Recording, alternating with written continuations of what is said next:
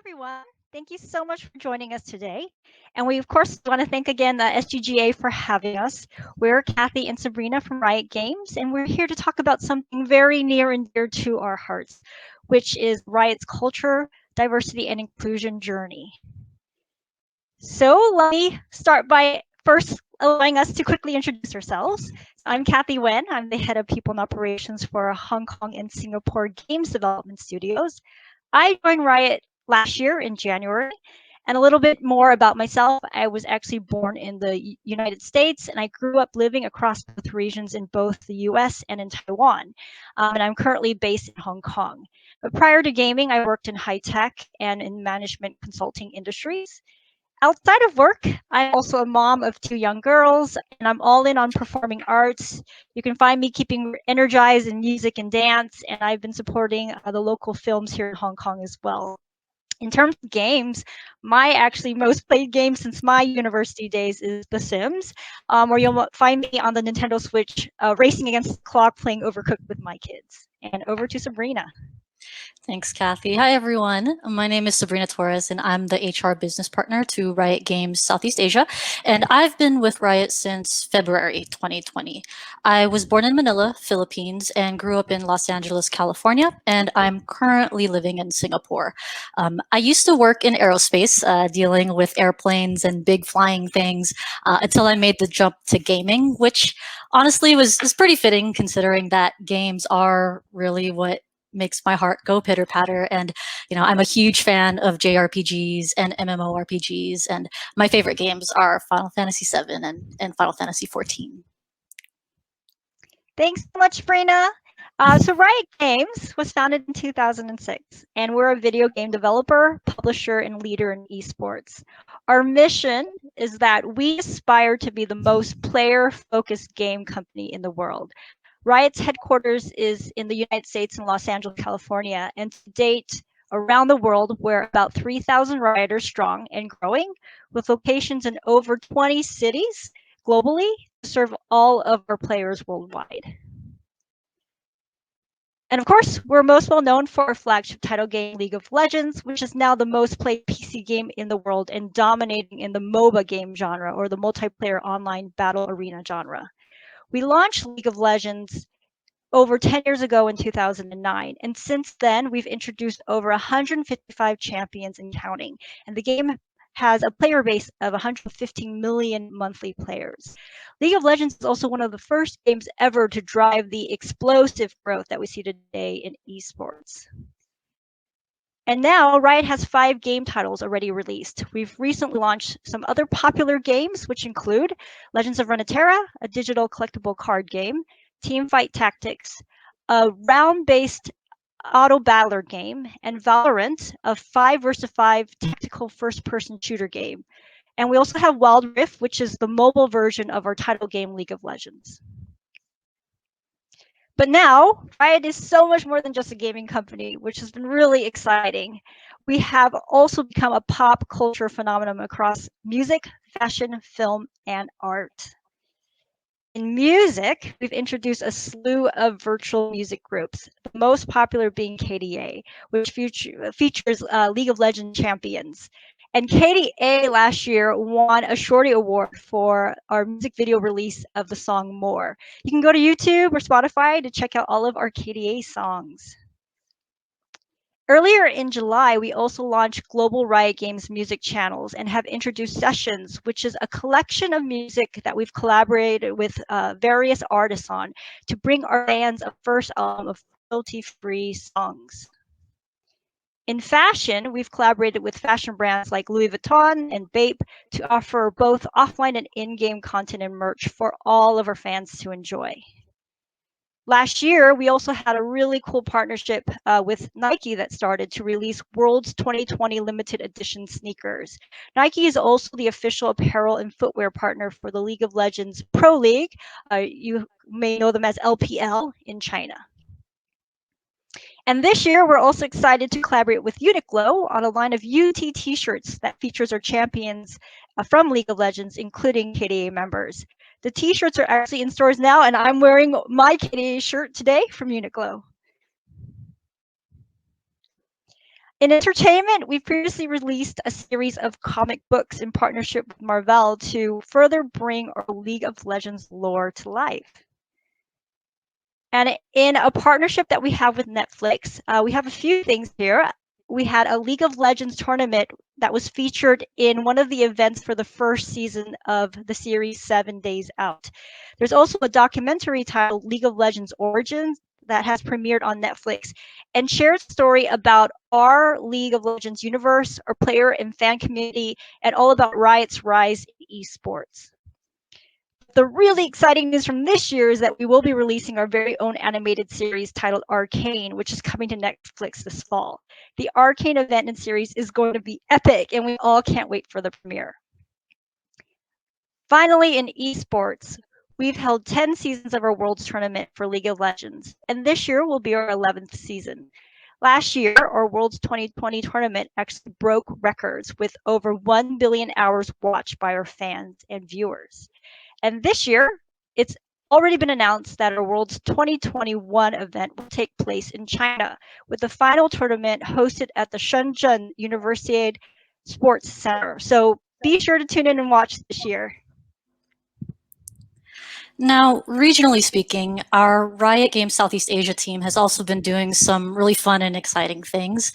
But for a bit of context first, Riot SEA oversees game publishing and esports across the Southeast Asia region, specifically serving Vietnam, Thailand, Malaysia, Singapore, Indonesia, and the Philippines, as well as Hong Kong and Taiwan. And our goal is to deliver meaningful, hyper-local gaming and esports experiences for our players by celebrating key cultural moments, building community, and fostering that long-term relationship with our players. From standing up an IRL honey fruit stand in Bangkok, where our players could actually taste the in-game healing item, honey fruit, to delivering local esports like the SCA Icon Series Summer Super Cup, and to even featuring our virtual pop group KDA on the cover of Elle Singapore magazine. And we really want to deliver these types of unrivaled experiences to our players across the region. But that's enough gushing. I think it's easy to say that we're really proud of the things that our teams here at Riot do, and of all of the exciting things that are coming our way. But I think Kathy and I can agree that ultimately the road to doing these amazing things and making better games and gaming experiences is paved by building a Riot Games where everyone can thrive. And I think that takes us, directly to this topic of diversity and inclusion, which we find so critical and important. But to start, let's talk about D&I at that broader level across the gaming industry. There is often a perception that diversity and inclusion is not a priority in the gaming industry, and this is not without reason. Historically, it has been observed that gaming companies and the gamers that they target were mostly male, resulting in internal people practices such as hiring, development, engagement that largely skewed male. And it did exclude women and other marginalized genders. For the longest time, even thinking of the word gamers, you would, a lot of people would picture boys cooped up in their rooms. And also, it's also notable that to highlight that in recent years, regrettably, there have been increasing allegations of gender discrimination and sexual harassment within gaming companies, both small and large. But in recent times, there has been a stronger representation of women in the gaming scene. In fact, women have been a huge catalyst for growth in the Asian gaming industry. According to a June 2020 study, as of 2019, actually 38% of the 1.33 billion gamers in Asia are female. And female gamers also account for 35% of the mobile gaming revenue in 2019. This increase in female gamers has also translated to more female participation in esports tournaments. And supporting this type of trend, this trend of growing female professional esports athletes, has been one of our priorities for Riot in the region. We introduced the Game Changers initiative to Valorant esports to serve marginalized genders excuse me. And in SEA, we actively work with the Female Esports League, the FSL, a leading SCA esports organization that hosts these independent female-only esports leagues.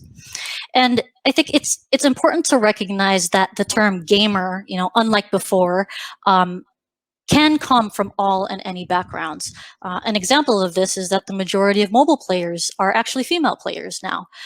So as the gaming and esports landscape continues to evolve and mature, video game developers and publishers like Riot Games have the responsibility to ensure the industry has a place for all types of gamers, players, and esports fans and pros. And Riot also has a key role to play when, a few years ago, some aspects of our own internal culture and processes were revealed to fall into problematic trends. Representation matters in a workforce and in our games, and we need to have unique perspectives in order to create player-focused games and experiences. So first, it's important that we have a diverse workforce, which allows us to challenge our assumptions and biases and to think outside the box. Second, it helps us to be sensitive to cultural nuances for both our in-game content and offline activities. This is especially important across our Southeast Asia region, where we have so many cultures and traditions represented out here in this region. Third, diversity also offers different and innovative perspectives on how we can approach game design and how we engage all of our players and our fan base. So taking that responsibility to directly address these issues, Riot has launched several key actions to embark on our own cultural transformation journey. First, we needed to bring in a key leader to help us shape the critical vision for our diversity and inclusion. Angela Roseborough was appointed as our first ever Chief Diversity Officer for Riot Games. So that was a newly created role when Angela joined Riot.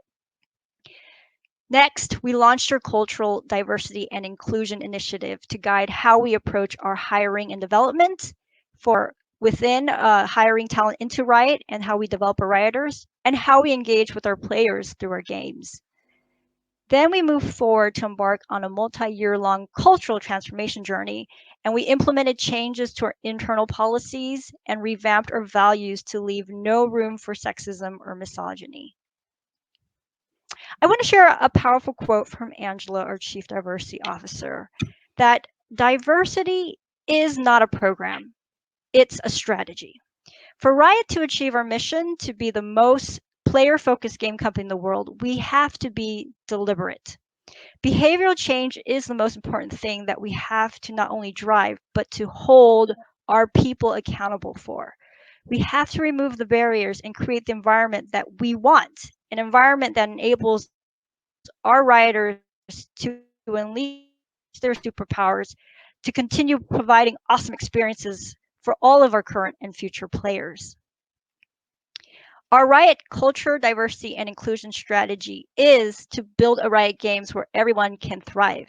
So starting in 2019, we began implementing a slate of diversity initiatives to build and embed a culture that enables this. It started with our core values. We first took the time just to listen to our players and our Rioters. We heard their stories, we listened to their struggles and the challenging barriers that they face. Taking all of this in as important and critical feedback, this led to the revision of our 5 core values that you see for Riot Games here today. Our values are player experience first, dare to dream, thrive together, execute with excellence, and stay hungry, stay humble. We've implemented people practices to ensure that women and underrepresented minorities are interviewed for all director level and above roles, because the change does start at the top with leadership level down. Now, over half of our director level hires are diverse, with key hires in worldwide publishing, game studios, people, and Riot Entertainment.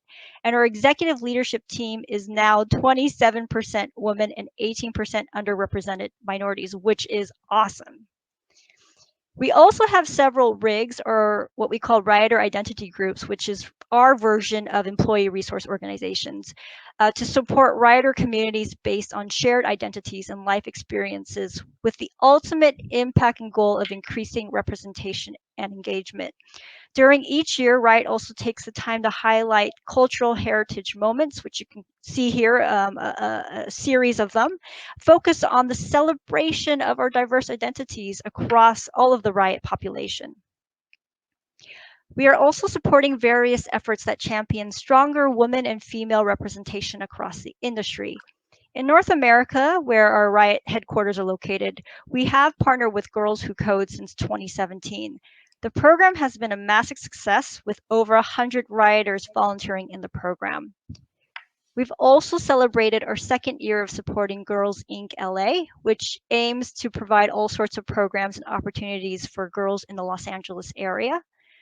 And earlier this year, we also announced the VCT Game Changers, which is a new initiative that creates opportunities and exposure for marginalized genders within Valorant. And we've begun to replicate some of these same successes in our region. In our SCA office, we are proud to say that we have actually almost reached a balanced 50-50 representation of men and women on staff. And we are deliberate about celebrating key cultural moments as a team and recognizing our rioters of varying faiths, varying nationalities, and identities. We also recently launched the regional chapter of VCT Game Changers, the VCT Game Changers Southeast Asia, where we are working with FSL to provide platforms for women and other marginalized genders to compete on an international stage. And we've also celebrated inclusive in-game events where 100% of our merchandise proceeds went directly to charitable programs such as the It Gets Better project. Being the most player-focused game company in the world means more to us than just creating great games. It also means fostering an inclusive environment that lets us represent a globally diverse player base. As Kathy mentioned, a quote by Angela, behavioral change is the most important thing that we have to not only drive, but to hold our people accountable for. And we need to be unapologetic about that. These are a few things that we're doing in our region to build inclusivity into our people programs and processes. First, from a talent acquisition standpoint, we have to make sure that we have a diverse pipeline and ensure that we're getting people the access and opportunities into that pipeline. Historically, the gaming industry has had a talent pipeline of people who have really built their careers around gaming. But rather than continuously pulling from that same pool, we have to focus on expanding and diversifying it. That means different things. That could mean providing access and opportunity to those who haven't thought about gaming as a career, or in Singapore's case, digging deeper into and developing local talent for gaming.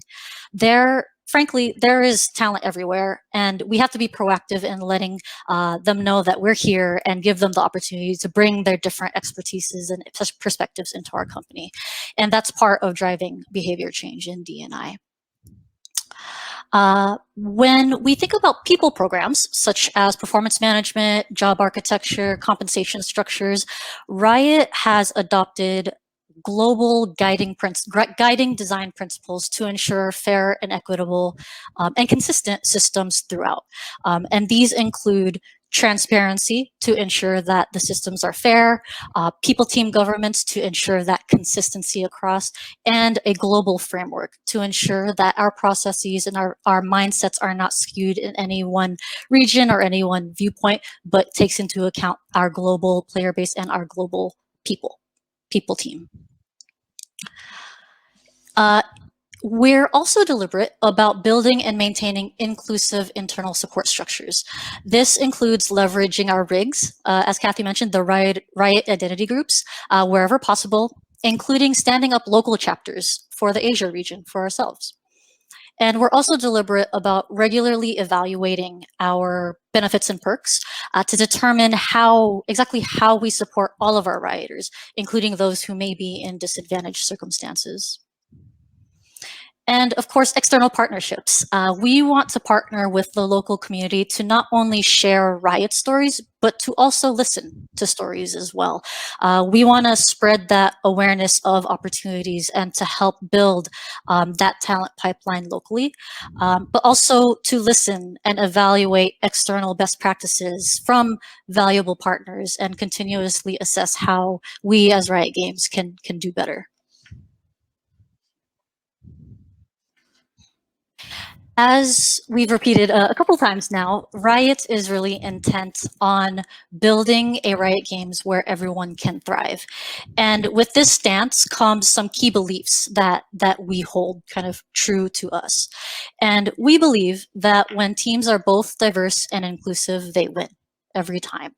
That the best way to succeed is by leveraging strengths, acknowledging our weaknesses, and being honest about both. That we must call out bigotry of all kinds, and that work can be a place where you make lifelong friends, work with clutch teammates, and just embrace the joy of making games. And it's through these beliefs that we think this will help us surface the best ideas, challenge the status quo, and ultimately make better games. I also want to share my story of how I actually entered the gaming industry and came to be at Riot Games. So back in 2019, when I was working in the high-tech industry, I was invited to sit on an industry panel to speak about women in tech. The GM, or general manager of Riot's Hong Kong and Singapore studio at the time, happened to watch the live stream of the panel. He looked up my profile and reached out for a chat. So my very first conversation with Riot Games ended up being a full 2-hour in-depth discussion just focused on diversity and inclusion. And we spoke very openly about the cultural issues that Riot was facing at the time and what was happening across the gaming industry. I walked away from that really impressed by Riot's commitment to D&I and really appreciated Riot's transparency and the open approach and discussion on this topic. So then I, of course, joined Riot myself last year in 2020. And as I was the first female executive in the Hong Kong and Singapore studio. And even now, though I've been at Riot for a year and a half, of course, there's still a lot more work to be done.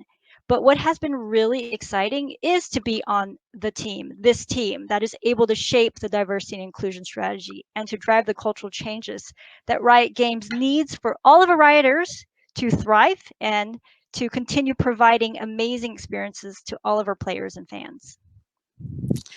And for me, I'll be the first to admit that for me, prior to joining the gaming industry, I was wary of what I heard regarding gender inequalities and other cultural issues in gaming companies.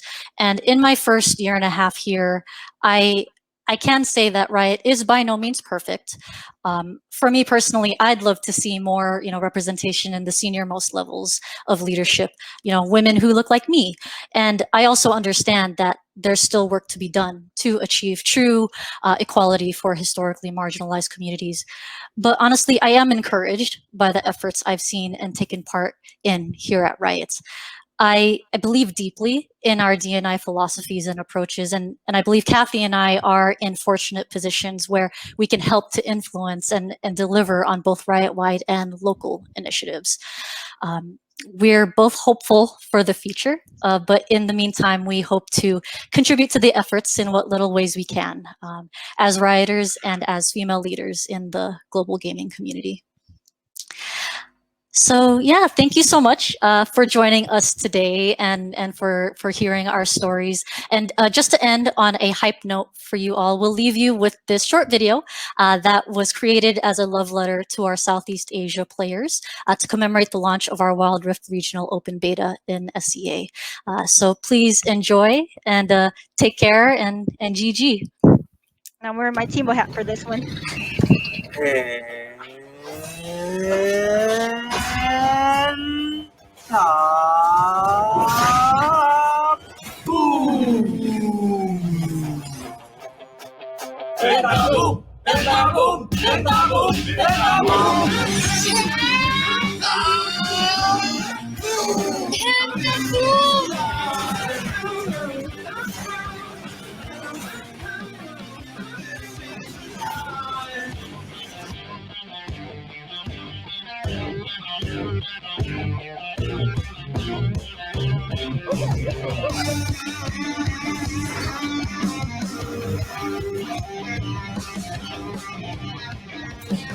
All alone and it's 4:45. Step back and it ain't my vibe, my love. This city's alive.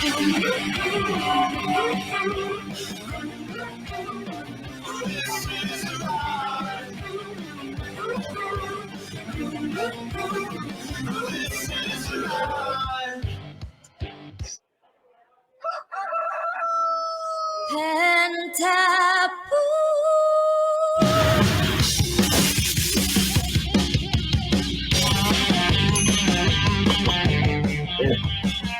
Ganda mo.